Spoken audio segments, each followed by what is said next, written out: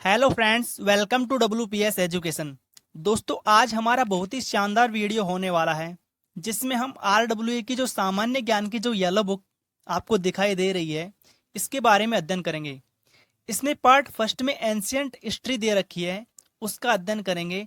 Part first हमारा जब भी पूरा होगा उसके बाद हम इसी बुक का पार्ट सेकंड जो हमारे संविधान से संबंधित है उसका भी अध्ययन करेंगे। ऐसे करके हम संपूर्ण बुक का अध्ययन करेंगे जिसमें कुल 8 विषयों के महत्वपूर्ण कंटेंट को शामिल किया गया है। गाइज, यह book exam based on content पर सभी विषयों को ध्यान में रखकर बनाई गई है। तो दोस्तों, आज का हमारा लेक्चर है हिस्ट्री, इतिहास। तो आइए गाइज, आज हम हमारा हिस्ट्री का लेक्चर स्टार्ट करते हैं। तो इतिहास के जनक हेरोडोटस हैं। इन्होंने स्टोरी का नामक पुस्तक लिखी। स्टोरी का नामक पुस्तक किसने लिखी? हेरोडोटस ने। ठीक है।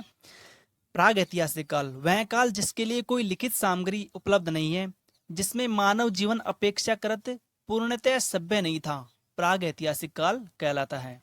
दोस्तों, प्राग ऐतिहासिक काल में कोई भी हमें लिखित सामग्री साक्ष्य नहीं मिले, और उस काल में जो मानव का जीवन था वो अपेक्षाकृत इतना सभ्य नहीं था जो आज हम देख पा रहे हैं। ठीक है। इसी काल को 3 भागों में विभाजित किया गया है, जिसमें पुरापाषाण काल, मध्यपाषाण काल और नवपाषाण काल। पुरापाषाण काल की जो अवधि है वो है अज्ञात काल से 10,000 ईसा पूर्व तक। पुरापाषाण काल की अवधि कितनी है? इसका कार्यकाल अज्ञात काल से 10,000 ईसा पूर्व तक। इसी प्रकार मध्यपाषाण काल यह हो जाएगा 10,000 ईसा पूर्व से 4,000 ईसा पूर्व तक। इसी प्रकार नवपाषाण काल 4,000 ईसा पूर्व से 2,500 ईसा पूर्व तक। दोस्तों, जो आग का आविष्कार है वो पुरापाषाण काल में ही हुआ था। आग का आविष्कार किस काल में हुआ था? पुरापाषाण काल। पुरापाषाण की अवधि क्या रही? अज्ञात काल से 10,000 ईसा पूर्व तक। इसी प्रकार पहिए का आविष्कार यह नवपाषाण काल में हुआ। पहिए का आविष्कार कब हुआ? नवपाषाण काल में। और मनुष्य ने जो घर बनाने की प्रवृत्ति अपना ली थी वो अपनाई थी नवपाषाण काल में अपनाई। अर्थात मनुष्य ने जो घर बनाने की प्रवृत्ति कौन से काल में सीखी? नवपाषाण काल में, जिसकी अवधि 4,000 ईसा पूर्व से 2,500 ईसा पूर्व तक। मनुष्य ने सबसे पहले कुत्ते को अपना पालतू पशु बनाया, ये हमें याद रखना है। कृषि का आविष्कार नवपाषाण काल में ही हुआ। जो कृषि का आविष्कार है वो नवपाषाण काल में हुआ। यहाँ देखिए गाइस, नवपाषाण काल में क्या क्या हुआ? पहिए का आविष्कार, मनुष्य ने घर बनाने की प्रवृत्ति सीख ली, और कृषि का आविष्कार नवपाषाण काल में हुआ। और जो मनुष्य ने आग का आविष्कार किया वो किया पुरापाषाण काल में। ये कंटेंट हमें याद रखना है। इसके बाद हम नेक्स्ट स्लाइड में देखते हैं। पुरापाषाण काल में मानव की जीविका का जो मुख्य आधार था वह शिकार था। जो मनुष्य अपनी जीविका चलाता था उसकी जीविका मुख्य रूप से शिकार पर ही आधारित थी। मनुष्य ने सबसे पहले तांबे धातु का प्रयोग किया। कौन सी धातु का मनुष्य ने सर्वप्रथम प्रयोग किया? तांबा। इसके बाद देखिए, मनुष्य द्वारा प्रयोग में लिया जाने वाला जो प्रथम औजार था वो कुल्हाड़ी था। बहुत ही इंपॉर्टेंट लाइन है कि मनुष्य द्वारा जो सर्वप्रथम औजार उपयोग में लिया गया वो क्या था? वो था कुल्हाड़ी। कृषि का प्रथम उदाहरण मेहरगढ़ से प्राप्त हुआ। जो मनुष्य कृषि करता था, जो उसका प्रथम बार हमें उदाहरण कहाँ से मिला? कि मेहरगढ़ से प्राप्त हुआ। भारतवर्ष शब्द का सर्वप्रथम उल्लेख हाथी गुम्फा अभिलेख से प्राप्त हुआ। ये बहुत ही इंपॉर्टेंट लाइन है गाइस। जो भारतवर्ष का सर्वप्रथम उल्लेख हाथी गुम्फा अभिलेख से हुआ, अभिलेख से मिलता है। मनुष्य द्वारा बोई गई सबसे पहली फसल कौन सी थी? जौ, जिसे हमारे वेदों में यव के नाम से जाना जाता है। यव, जिसको जौ कहते हैं। जो मनुष्य द्वारा बोई जाने वाली पहली फसल थी। ठीक है। इसके बाद देखिए, जिन सिक्कों पर लेख नहीं है और उन पर जो चिन्ह बने हैं, ऐसे सिक्के प्राप्त हुए जिन पर चिन्ह तो हैं लेकिन उस पर किसी प्रकार का कोई लेख नहीं है, उनका ठीक ठाक ज्ञान नहीं है। ये सिक्के आहत सिक्के कहलाते हैं। आहत सिक्के कौन से सिक्के होते हैं? यहाँ देखिए गाइस, आहत सिक्के वे होते हैं जो उन पर चिन्ह तो बने हैं लेकिन उन पर किसी प्रकार का कोई लेख नहीं है, वो आहत सिक्के कहलाते हैं। इसके बाद देखिए, जो रोमिला थापर के अनुसार लोहे का उपयोग 800 ईसा पूर्व में प्रारंभ हुआ। बहुत ही इंपॉर्टेंट लाइन है कि रोमिला थापर के अनुसार जो लोहे का आविष्कार हुआ, वो लोहे का उपयोग 800 ईसा पूर्व में प्रारंभ हुआ। मनुष्य ने लोहे का उपयोग कब से लेना शुरू किया? 800 ईसा पूर्व में। यह आपको याद रखना है। इसके बाद देखिए, जो प्रमुख वेद, भारत में सबसे प्राचीन ग्रंथ वेद का शाब्दिक अर्थ होता है ज्ञान। वेद का शाब्दिक अर्थ क्या होता है? ज्ञान। वेदों की संख्या 4 है, जिसमें से हमारा पहला वेद है ऋग्वेद, यजुर्वेद, सामवेद और अथर्ववेद। ये हमारे 4 वेद हो गए। ऋग्वेद, यह वेद सबसे पुराना वेद है, और जो अथर्ववेद है यह नवीनतम वेद है। अर्थात सबसे पहले कौन से वेद की रचना हुई? ऋग्वेद की। और सबसे बाद में कौन सा वेद लिखा गया? अथर्ववेद। इसके बाद हम नेक्स्ट स्लाइड में देखते हैं। ऋग्वेद, यह सबसे प्राचीन वेद है। इसमें 10 मंडल, 1028 सूक्त और 10,462 ऋचाएं हैं। ये हमें याद रखना है। जो ऋग्वेद है, इस ऋग्वेद में 10 मंडल हैं, 1028 सूक्त हैं और 10,462 ऋचाएं हैं। ये हमें याद रखना है।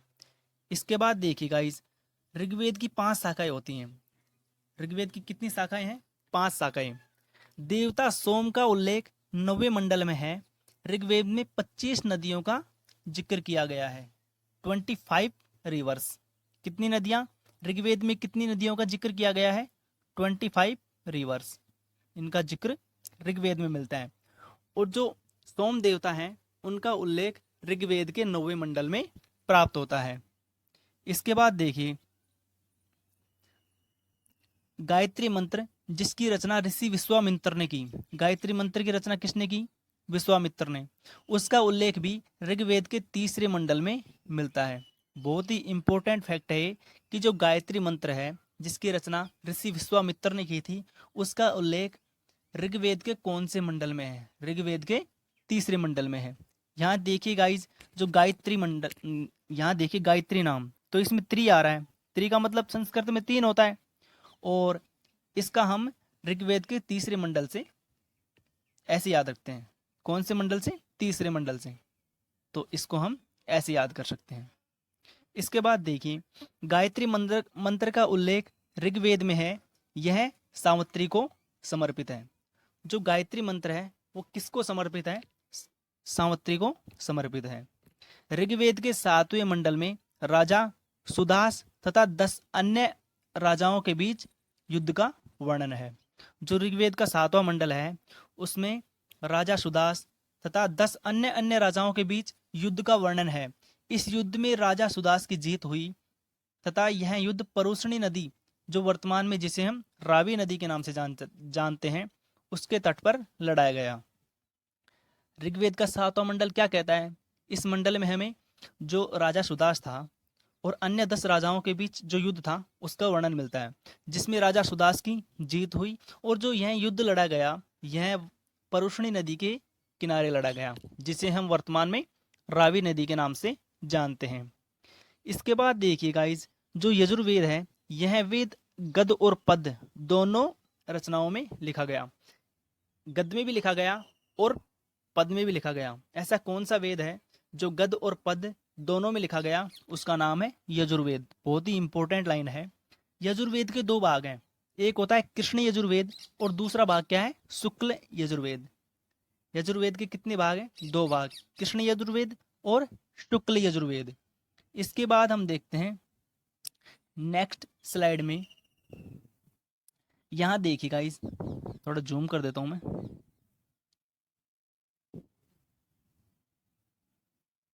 यहां आप देख पा रहे हो कि जो सामवेद है, इस वेद में संगीत की जानकारी मिलती है, इसलिए इसे भारतीय संगीत का जनक कहते हैं।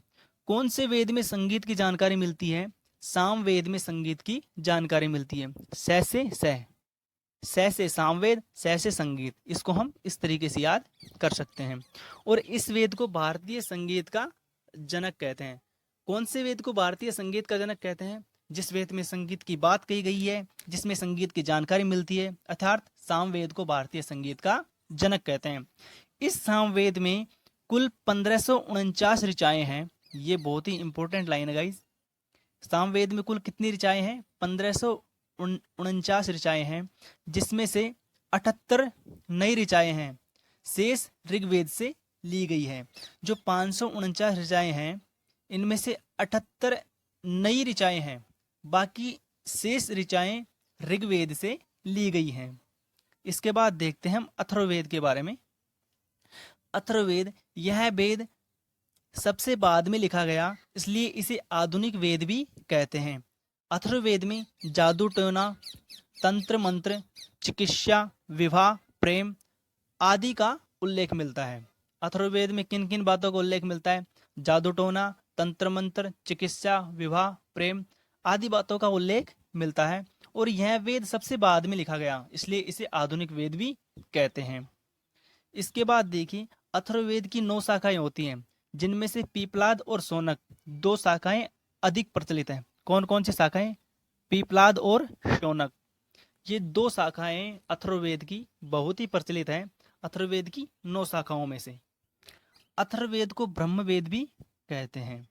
कौन सा वेद ब्रह्मवेद के नाम से जाना जाता है? अथर्ववेद को ब्रह्मवेद के नाम से भी जाना जाता है। इसके बाद देखिए, इसमें यह बताया गया है कि सभा तथा सभा समिति प्रजापति की 2 पुत्रियां हैं। कौन से वेद में सभा और समिति प्रजापति की 2 पुत्रियां बताई गई हैं? अथर्ववेद में सभा और समिति प्रजापति की 2 पुत्रियां बताई गई हैं। ये फैक्ट भी हमें याद रखना है। इसके बाद देखिए, वेदांग की कुल संख्या कितनी होती है? 6।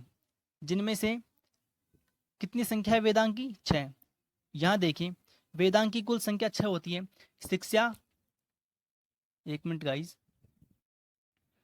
शिक्षा, कल्प, ज्योतिष, निरुक्त, व्याकरण और छंद, ये 6 वेदांग होते हैं। हमें याद रखना है, शिक्षा, कल्प, ज्योतिष, व्याकरण, निरुक्त और छंद, ये 6 वेदांग हैं, आपको याद रखना है। ठीक है, बहुत ही इंपॉर्टेंट है। परीक्षा में 4 ऑप्शन देके पूछता है, 3 तो इनमें से देगा और 1 अलग से देगा। वो आपको पूछेगा कि वेदांग, निम्न में से वेदांग कौन सा है? तो हमें याद रखना है कि शिक्षा, कल्प, ज्योतिष, निरुक्त, व्याकरण और छंद, ये 6 वेदांग होते हैं। इसके बाद हम नेक्स्ट स्लाइड में देखते हैं। मैं थोड़ा इसको वो कर देता हूं। यहां पर देखिएगा, इस पुराणों की संख्या कितनी है? पुराणों की संख्या 18 होती है। 18 पुराणों की संख्या होती है। ये हमारे 18 पुराण हैं। ठीक है गाइस। इसके बाद देखिए, पुराणों के रचयिता लोमहर्ष व उनके पुत्र उग्रसर्वा हैं। जो हमारे 18 पुराण लिखे गए, उनकी रचयिता लोमहर्ष के द्वारा की गई और उनके पुत्र उग्रसर्वा के द्वारा की गई। पुराणों में सबसे प्राचीन पुराण कौन सा है? मत्स्य पुराण। ये हमें याद रखना है कि सबसे प्राचीन जो पुराण है वो कौन सा है? मत्स्य पुराण। अब देखिएगा, इस बहुत ही इंपॉर्टेंट लाइन है कि वर्तमान उपलब्ध पुराण गुप्त काल के आसपास हैं। जो वर्तमान के जो उपलब्ध पुराण हैं वो गुप्त काल के आसपास हैं। विष्णु पुराण का संबंध मौर्य वंश से, मत्स्य पुराण का संबंध सातवाहन से और वायु पुराण का संबंध गुप्त काल से है। यहाँ देखिएगा, इस वायु जो गुप्त होती है हमें दिखती नहीं है, तो यहाँ देखिए आप इस ट्रिक से याद कर सकते हैं। वायु प्राण, तो वायु गुप्त होती है, तो वायु प्राण का संबंध हम गुप्त काल से ऐसे याद रख सकते हैं। इसी प्रकार जो विष्णु पुराण है, जो विष्णु का सिंहासन है वो मौर्य सिंहासन, मोर का मुकुट लगा हुआ है उसमें, इसको हम ऐसे याद कर सकते हैं कि विष्णु पुराण है वो मौर्य वंश से संबंधित है। इसी प्रकार जो मत्स्य पुराण है उसको हम याद कर सकते हैं कि मत्स्य पुराण का संबंध सातवाहन वंश से है। कौन सा वंश? सातवाहन वंश।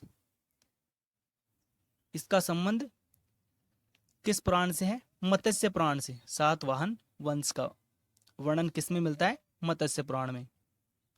इसके बाद देखिए गाइज, अर्थशास्त्र के लेखक कौन है? चाणक्य, जिन्हें विष्णुगुप्त और कौटिल्य के नाम से भी जाना जाता है। कौन है अर्थशास्त्र के लेखक? चाणक्य। चाणक्य के दो अन्य नाम भी हैं, जिन्हें विष्णुगुप्त के नाम से भी जाना जाता है, कौटिल्य के नाम से भी जाना जाता है। ठीक है गाइज, ऐसा ही इंपॉर्टेंट और कंटेंट प्राप्त करने के लिए हमारे चैनल पर आप बने रहिए। ठीक है गाइज, और चैनल को सब्सक्राइब करिए। ओके।